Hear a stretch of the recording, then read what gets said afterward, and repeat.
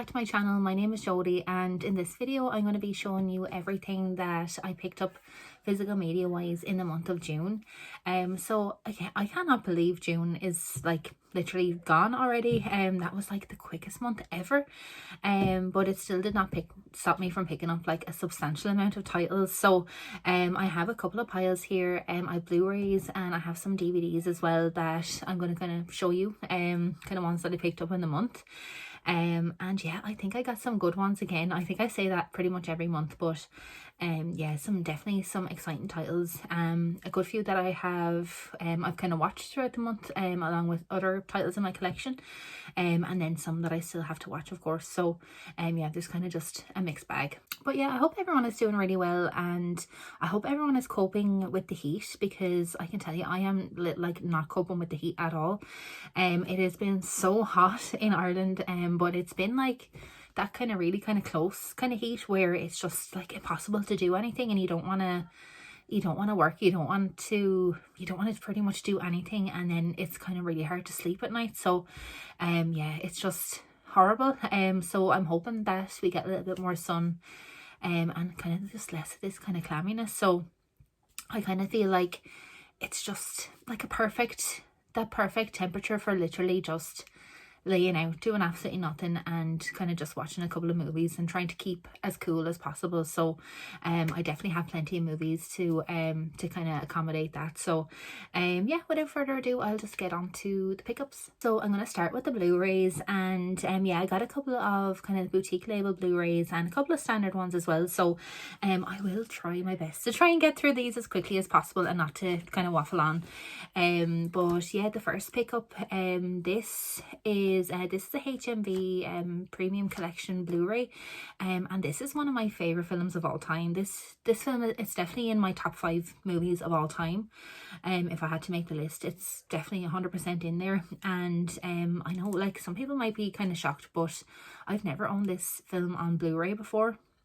I've had a DVD copy that is probably like worn out at this point because I've watched it, you know, for so many times over the years. But this is my first ever copy of this movie on Blu-ray, and it is the incredible The Shining. Yeah, you just don't need to say anything about this film. Like, this is an all-time, not just a horror classic, but just an all-time classic film in my opinion. I just think this is one of the greatest films ever made.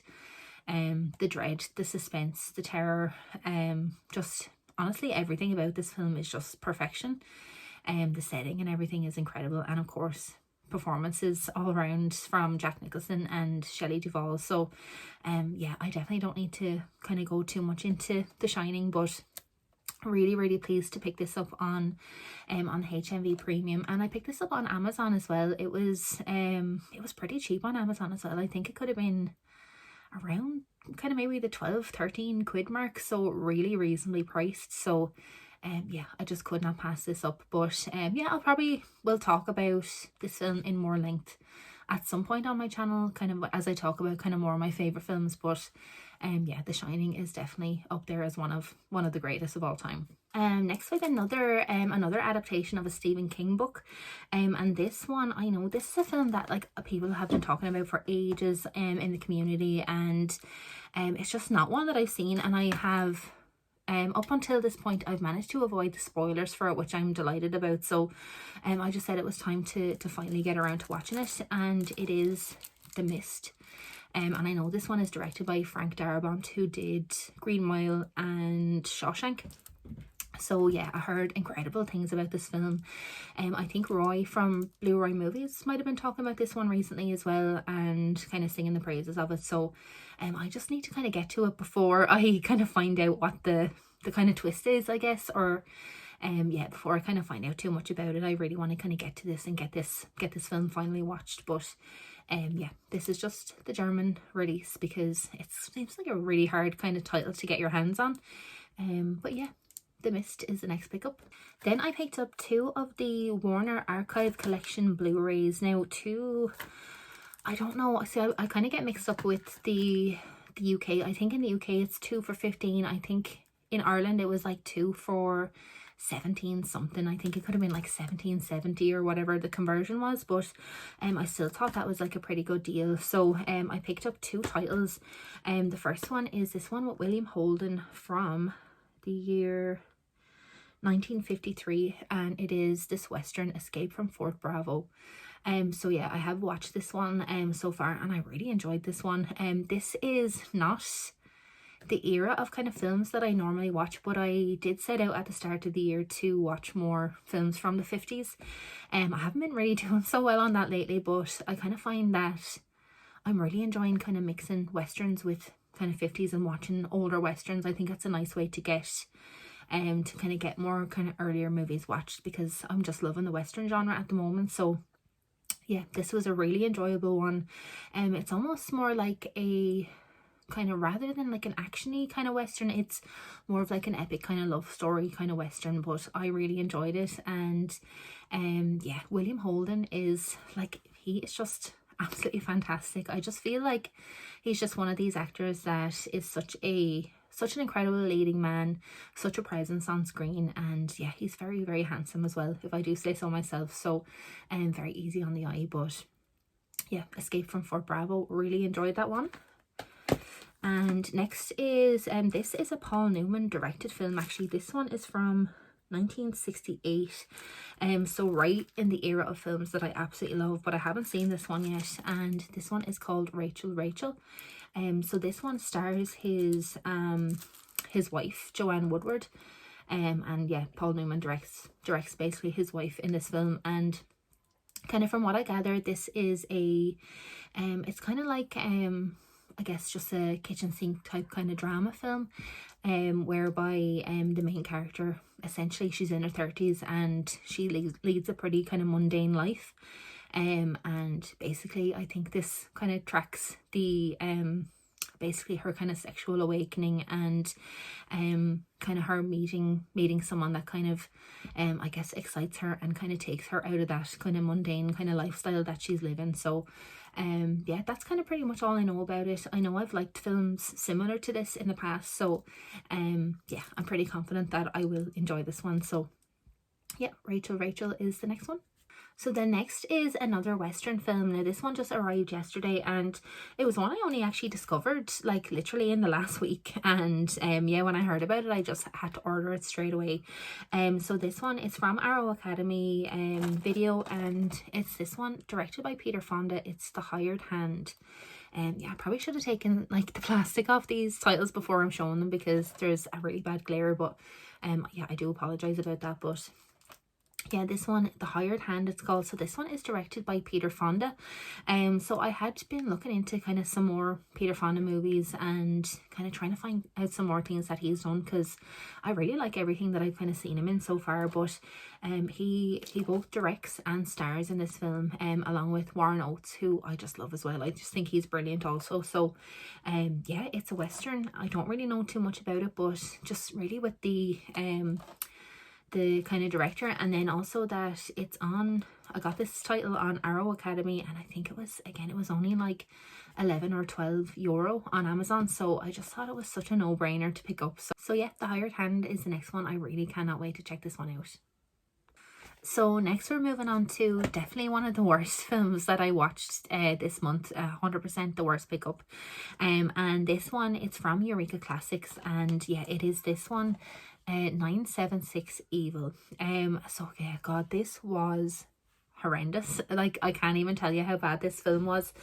So this was like a complete blind buy for me. I hadn't really even heard of this film before, but in my last horror kind of Blu-ray pickups, I picked up another couple of titles from Eureka Classics. I picked up Sleepwalkers, The Dark Half, and Prophecy. And yeah, all absolutely fantastic movies. Had such a great time with them all. This one, I decided to give it a chance, and this was just absolutely horrendous. Just absolutely appalling. I can't even think of any kind of better words to describe it. So just very briefly, it's essentially about this kind of young guy who yeah, he basically gets introduced to this horoscope kind of number, this telephone number that you call and you can get your horoscope. And essentially ever since kind of when he does this, he kind of brings on this kind of evil, kind of demonic entity onto himself, and it kind of takes over his life. And yeah, just it kind of sounded like a kind of an interesting concept, but just the execution was terrible. The characters were just awful, like just really, really hard to kind of watch, and the acting was really bad. Yeah, I just could not kind of make head nor tail of this, and it was just kind of one of these ones that I was like, can just this film just ever end? So yeah, definitely one I just can't ever see myself kind of revisiting this one. See, this is the collector issue. Like, do you hold on to the movie now because it's in, you know, obviously it's in the Eureka kind of label, or do I kind of pass it on, or do I sell it, or I don't really know. I might kind of hang on to it just for the minute, but I just don't ever see myself watching this one again. I will say though, the reversible artwork on this one is really cool. I just do love these Eureka titles because of the reversible artwork that's on the inside. I just think they're really cool, but yeah, the film absolutely awful. So I don't know if anyone else has heard of seen this one. It's directed by Robert Englund as well, so I kind of thought, you know, just with him being such a horror icon, that it might be kind of somewhat interesting, and the answer was no. But yeah, you win some, you lose some. But yeah, definitely let me know if you've seen this one and kind of what you thought. But yeah, definitely not one that I will ever return to again. Actually, just while I'm on the topic of Robert Englund, I may as well just bring these up. This is probably a set that a lot of people in the community already have, but yeah, I was delighted to pick it up this month, and it is the complete Nightmare on Elm Street collection. So it has the original first 7 nightmares. So yeah, I was just absolutely delighted to pick this up. I only ever had the first one on DVD. I never had like the full collection, and I'd only ever seen the first one as well, so I just thought it was a good opportunity to kind of work my way through the films. And I particularly, for some reason, I really want to get to Wes Craven's New Nightmare. So yeah, really looking forward to kind of watching all these ones. I've only rewatched the first one, I watched the second one as well, so yeah, I will kind of slowly kind of get through all these films and kind of work my way through it. But yeah, just a classic horror franchise, and yeah, I adore Wes Craven as well, so I had to pick this one up. And then next, we're moving on from a terrible movie to probably one of the best watches of the year for me so far. Probably one of the best British films I've ever watched, to be honest with you. This one, I picked this up from Indicator Blu-ray, and it is this one, 10 Rillington Place, with Richard Attenborough. Oh my god, this film was sensational. Yeah, I had been seeing this this Indicator kind of out for a really long time, and just for some reason I just kind of kept passing it by. I didn't kind of look into it, and it was only recently, I think it could have been Roy again who might have been talking about this one, maybe on the live stream or maybe on one of his videos. He had mentioned how good this film is. So yeah, I looked into it and just grabbed it and kind of gave it a watch, and I was just absolutely blown away by this film. So this film, it's directed by Richard Fleischer, and it's from 1971, and basically it says it's the true story of John Reginald Christie, who turned his backyard into a burial ground. So yeah, essentially he was a very prolific serial killer, and this kind of tells essentially the true story of kind of how he carried out his murders, how he kind of covered them up, and I guess essentially how kind of all of this kind of comes to light. And all I can say is this film, like this was so done so well. It was such a dark film, so kind of like eerie. The setting, everything was just so kind of murky, dull. Like everything about it just felt like it just kind of really got under your skin. And the performances in this are just absolutely incredible. The performance by Richard Attenborough is just absolutely out of this world. He's just so creepy, but just does such a good job of acting and how kind of showing how he, I guess, covered up the crimes. And I guess how he kind of tried to act as if like he was this kind of upstanding kind of citizen when he really was the absolute opposite.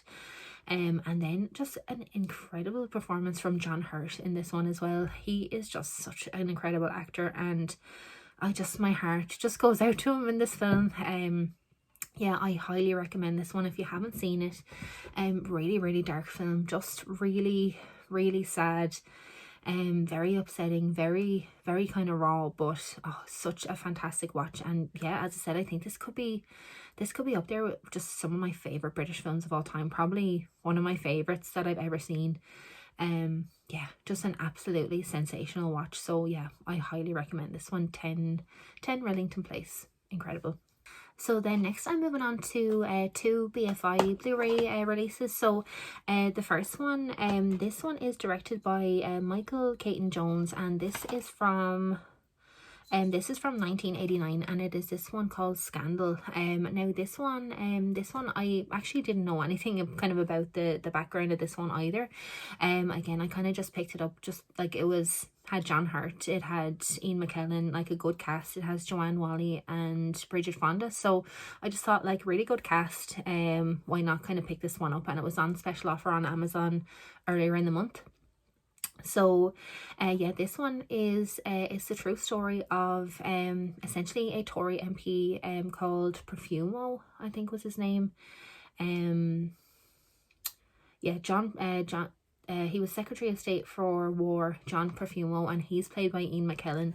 And it essentially tells the story of how he basically had an affair with kind of arguably like a call girl, played by Joanne Whalley, and how kind of all this kind of comes to light, and essentially, yeah, the scandal that kind of surrounded it, and just all of the press attention and everything that kind of came from that. So yeah, I thought this was an enjoyable watch. I didn't think this was anything kind of groundbreaking, but an interesting kind of I guess kind of play by play on how everything kind of came out, and I guess kind of giving us a little bit more of a backstory into the girl at the center of this kind of scandal.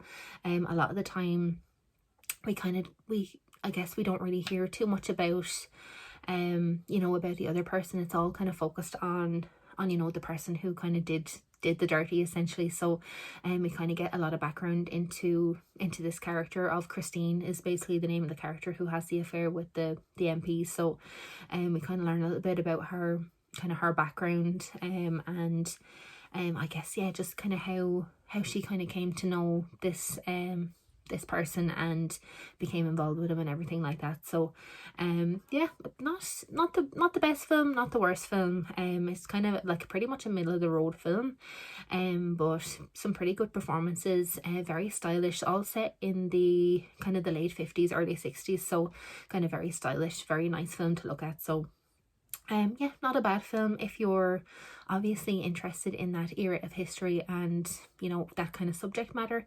Maybe a good one to check out. But yeah, nothing incredible, but yeah, definitely one I'll hang on to anyway. And then the other BFI Blu-ray that I picked up, this is one I've been wanting to get for absolutely ages, but it was just too expensive and I wasn't going to pay the money for it until, you know, I kind of got a deal on it. And just so happens this month I did manage to kind of get a little bit of a deal on this Blu-ray on Amazon, and it is it's this one from Ken Russell. It's Gothic. Now I know Sammy G's World of Cinema, he gave a very scathing review of this movie, and yeah, he kind of has basically kind of put out there that he thought this film was absolutely terrible.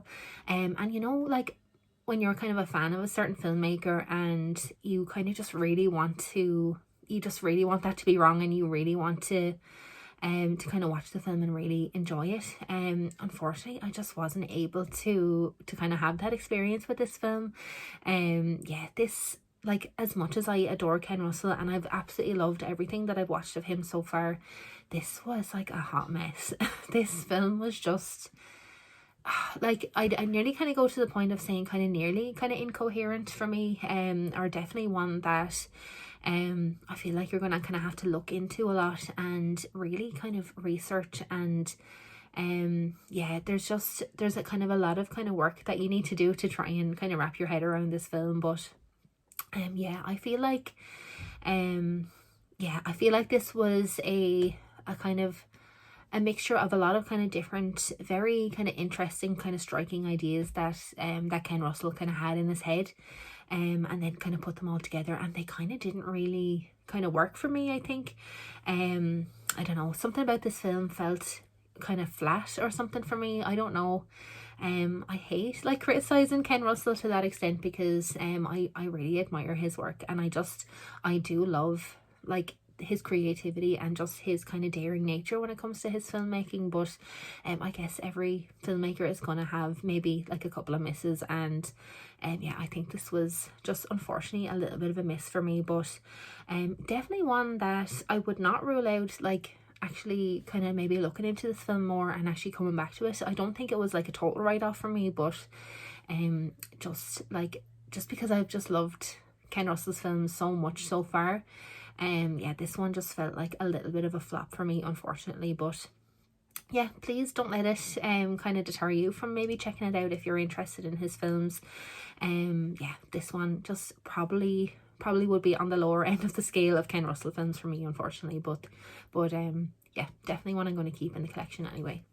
So that was all of the Blu-rays for the haul. So I'm just going to move on next to the DVDs, and I'm just going to kind of quickly scan through the first couple. So in my recent video that I did with some of my favourite watches, I mentioned that I watched the film The Homesman, and that I was interested in kind of watching a couple more kind of modern Western films. So I know a couple of these are just ones I found on Amazon, and then a couple were just some kind of recommendations. So I just, in terms of the kind of modern westerns, I picked up this one, The Ballad of Lefty Brown. And this one has a really cool cast. This one has Bill Pullman, Kathy Baker, Jim Caviezel, who I love, Tommy Flanagan, and Peter Fonda again. So looking forward to that one. We have this one called Sweet Country, and this one is apparently an Australian western, so it's kind of set in the outback as opposed to the Wild West, which is interesting. And this one, yeah, it stars Hamilton Morris, Brian Brown, and Sam Neill. So yeah, pretty interesting. I picked up this one with Clint Eastwood, The Mule. Yeah, I heard some pretty good things about this film, so I definitely had to check this one out.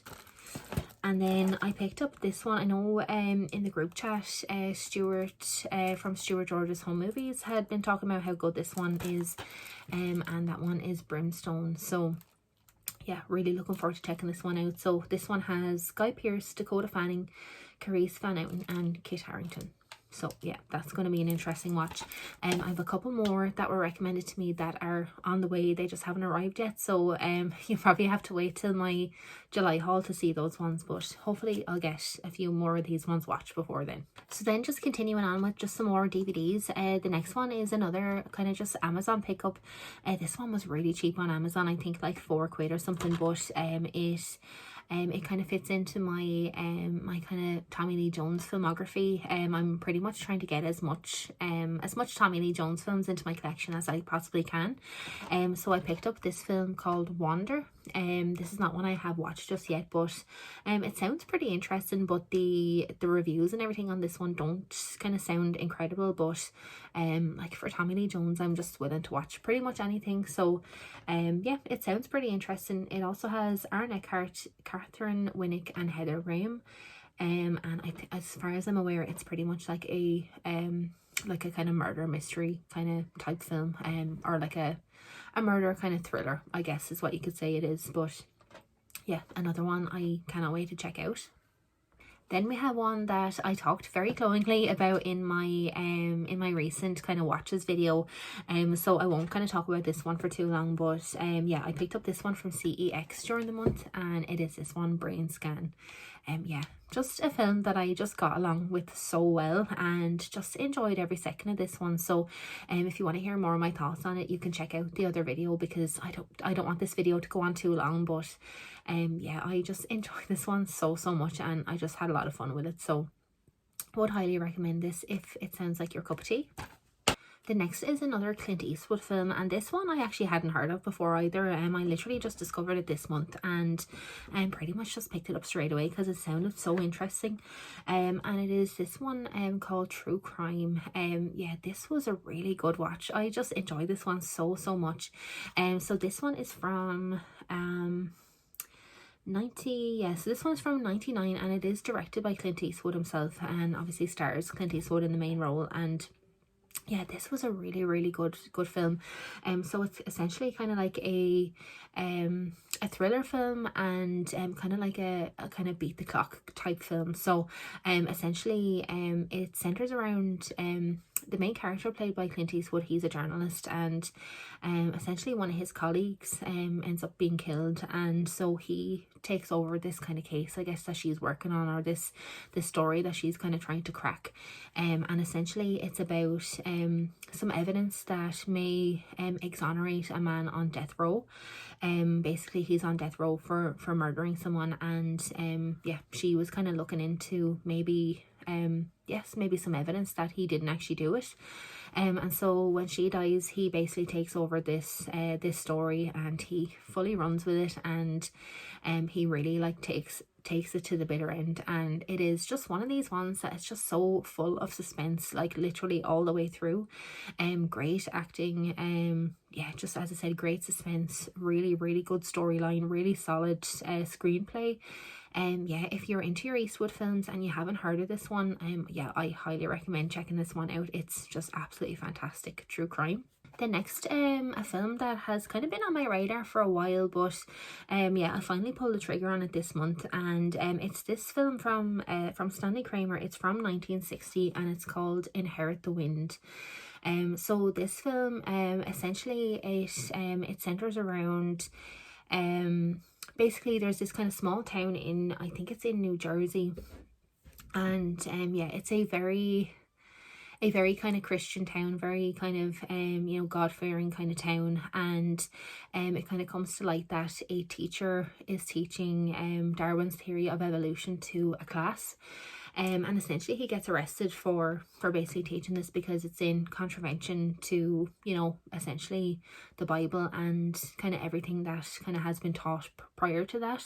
So yeah, essentially this film is about the subsequent kind of court case that takes place after this teacher is arrested, and the kind of arguments by essentially the prosecutor and then the defense attorney. And yeah, so the cast in this, there is Spencer Tracy, Frederick March and Gene Kelly. So Spencer Tracy, he plays the defendant of the teacher, and then Frederick March, he plays essentially the prosecutor, who is basically saying that yeah, he should be sentenced for, you know, kind of teaching kind of such kind of blasphemic material to the class.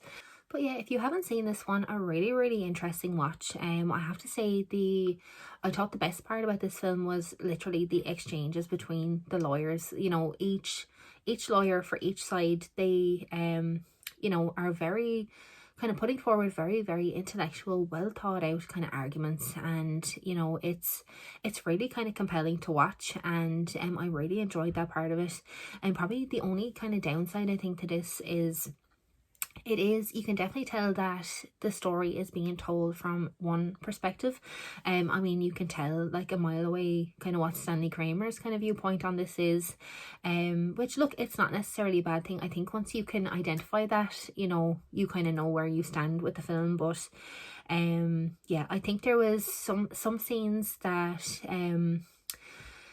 you know, where the kind of people in the town, you know, the kind of fundamentalists, they kind of go like a little bit too kind of crazy and a little bit kind of overly zealous in their kind of religious views, and I kind of found that to be like a little bit too unrealistic. And I kind of felt that, you know, the filmmaker was trying to kind of skew the argument in one to one side.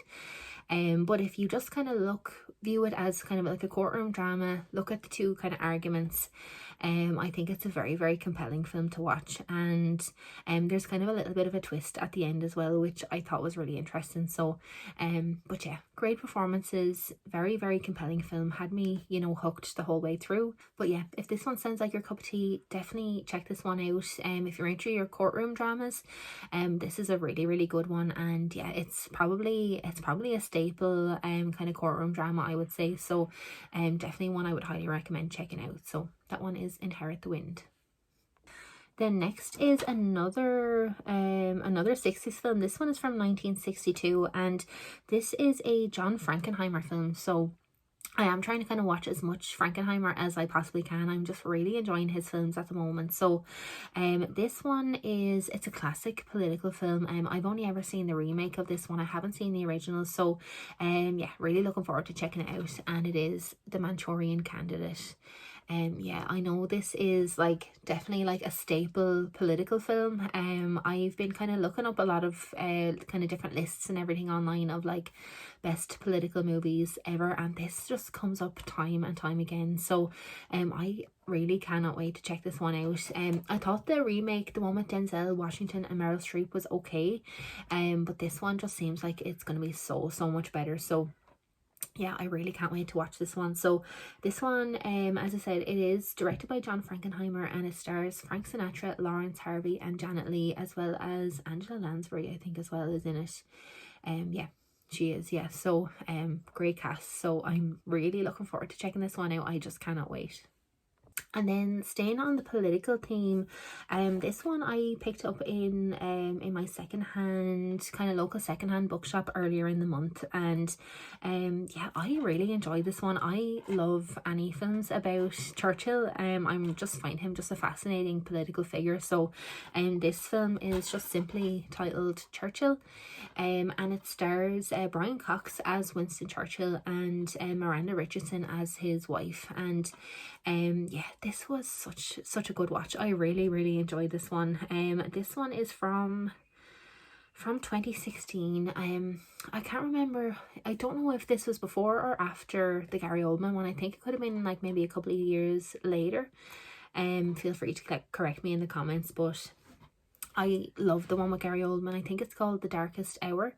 I just think that's an absolutely incredible film and performance. But yeah, I thought this one was really excellent as well, and I really enjoyed the portrayal of Winston Churchill in this film. So definitely not as I guess as it probably didn't have the same amount of depth for me as The Darkest Hour, but still a really worthwhile film.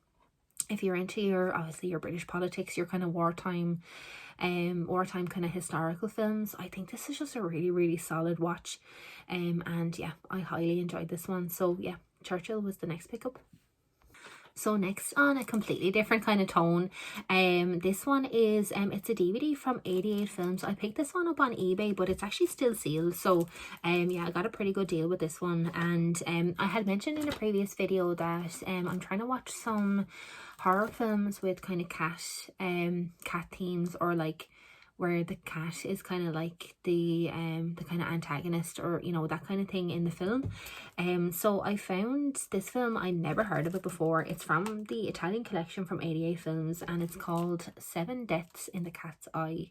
Now this one is still sealed, as you can see, so I haven't gotten to this one yet. But yeah, it was just literally another kind of cat theme just to add to the list, and just another one to kind of check out. So I did kind of say maybe closer to kind of October at this stage, I will do like maybe like a Halloween special where I do like maybe like a ranking or something of kind of cat related horror movies. So I'm kind of trying to watch as many as I possibly can before I kind of do that video. So yeah, I just picked up this one, and I'm just going to give it a whirl, completely kind of blind watch. So yeah, if anyone else has kind of heard of or seen this film, definitely please let me know. So it's, yeah, seven deaths in the cat's eye. And then next we have a very random probably pickup, probably random to you, but not random to me. So I'm really interested in I guess like what you could call like cryptids and like cryptozoology and you know, just kind of mythical creatures that are kind of I guess kind of native to certain areas, if that kind of makes sense. So I remember kind of growing up and just being fascinated by the Jersey Devil, who is kind of said to be like a native kind of monster to New Jersey. And for some reason, when I was off work the other week, when I had a bad back, I was just kind of looking into some of the lore and everything about the Jersey Devil, and just kind of went down kind of a little bit of a rabbit hole. So I know I have seen a couple of films with that subject matter before that were not very good, but I decided to look into it and just see, is there any other kind of films that are about the same kind of subject matter. And I did find this one, and this one I think the American title is The Barons, but this obviously this is a UK release, so the title in question is Devil in the Woods. So yeah, this one was okay.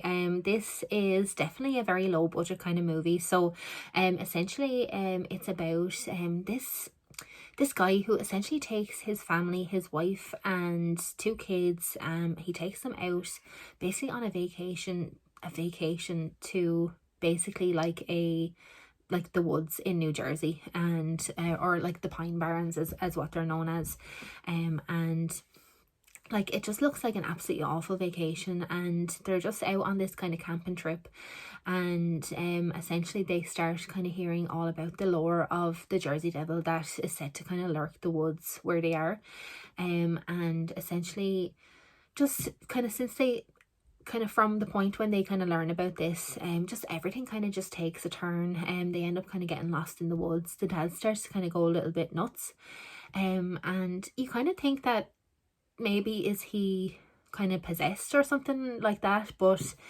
it kind of turns out that we learn that he got bit by a dog at home and he has rabies. So like he's just starting to go mad because he has rabies, and it's just completely like unrelated to the Jersey Devil.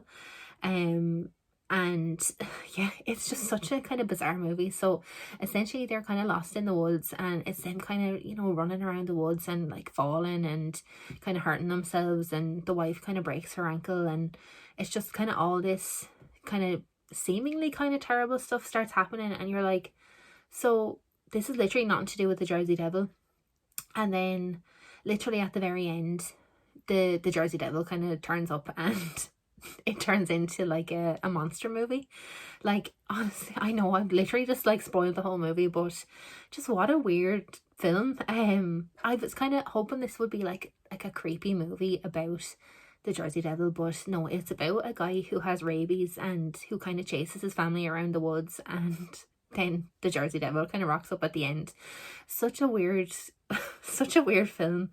Yeah, I'm glad this was not very expensive on Amazon. I think it could have been £4 or something like that, so it definitely wouldn't have been worth any more than that. But I think it was just kind of one of these just silly funny kind of watches, but definitely kind of not what I was hoping for. So yeah, I don't know, kind of know if this film is going to be of interest to anyone, but yeah, I just thought I would share it because it was one that I picked up during the month, and I just kind of had a bit of fun with it. So definitely not one that kind of takes itself too seriously. So yeah, Devil in the Woods was the next pickup. And so then finally, I do have a couple of DVDs left, but these are all ones that these are all ones I picked up on Friday, just gone, in my in the same kind of local kind of secondhand bookshop that I was talking about. So I'll just kind of quickly fly through these because there's only one of these that I've watched. So the first one, this is the one that I have watched, and funnily enough, I found this one in the bookshop literally just after hearing Ash talk about it. So Ash from Popcorn and Horror, he picked up the Blu-ray of this, I think, and yeah, I had never heard of it until I heard Ash talk about it, and then I found it secondhand. So it's this film called The Juror. But yeah, this one stars Demi Moore and Alec Baldwin in kind of the main roles, and it's essentially about the character played by Demi Moore, who is serving on a jury, and she finds herself kind of being essentially kind of threatened or kind of blackmailed basically by the mafia, basically to come back with a favorable verdict. So yeah, a pretty decent concept. It was okay. I thought it was a pretty decent movie. I definitely kind of enjoyed the kind of thriller style of it. Not one maybe I'd necessarily kind of revisit too many times, but definitely kind of like a solid kind of one-time watch for me, The Juror. Then the others from the secondhand bookshop, like as I said, I haven't watched any of these ones just yet, but we have a Stanley Kubrick movie that I have not seen yet, which is, I know it's a crime, and I have really, really high hopes for this one, and it is this one, Paths of Glory. We have a very rare kind of Disney Pixar pickup for me, and this one, it's a film I do really like, and I've never owned it on physical media, and it is A Bug's Life. We have a film from director John Boorman that I've never heard of, but I do really like John Boorman's films, and it is this one called The Emerald Forest.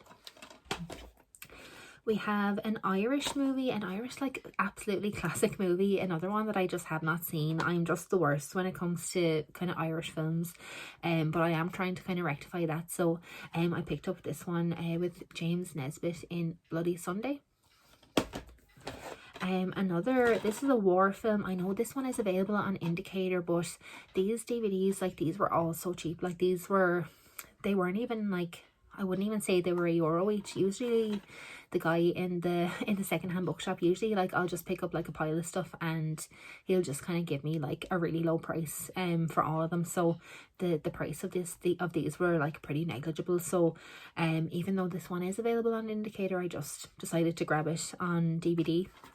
It is this one with James Caan, Angelica Houston and James Earl Jones, and it is Gardens of Stone. Really looking forward to this one.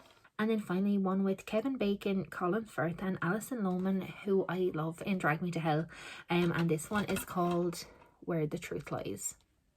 So yeah, that is all of my June pickups. Yeah, there was a lot to go through there.